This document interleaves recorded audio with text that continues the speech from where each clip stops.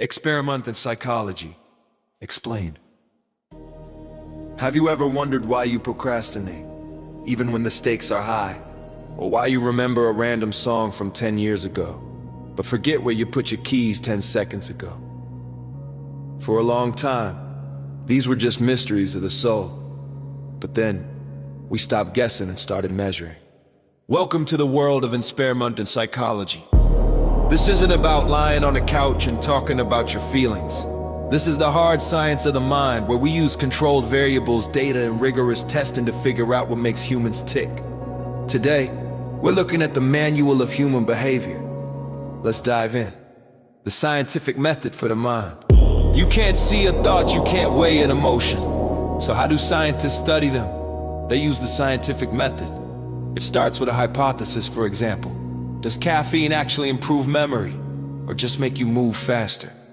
To test this, researchers use two groups. The experimental group, they get the independent variable, the caffeine.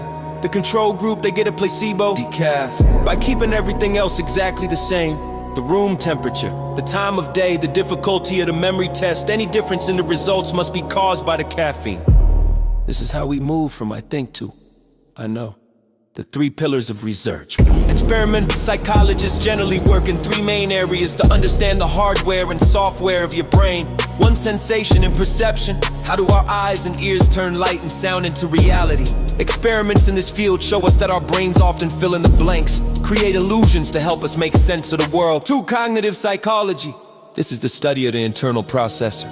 Memory, attention, and decision-making. Famous experiments like the Stroop effect, where you try to say the color of a word, but the word spells a different color. Prove that our brains have automatic and controlled processes that sometimes crash into each other. Three, behavioral psychology. This is about conditioning. Think of Pavlov's dogs or Skinner's box. Scientists found that by rewarding or punishing certain actions, they could literally program behavior. This is the foundation of how most of our modern habits and even social media apps are designed. Why this matters to you? You might be thinking that's great for a lab, but how does this help my mindset? Experiment psychology is the ultimate tool for self-discipline. When you understand variable ratio reinforcement, you realize why your phone is so addictive. When you understand the spacing effect, you learn how to master any skill in half the time. Science proves that the mind is not a fixed block of granite, it is a system, and once you understand the system, you can optimize it. Psychology is more than just a school subject. It's the operating system of your life. If you want to know how to hack that system for better focus and more discipline, you're in the right place. Which famous psychological experiment should we cover in depth next? The Milgram experiment, the Stanford prison study? Let me know in the comments. Stay curious, stay relentless. See you in the next one.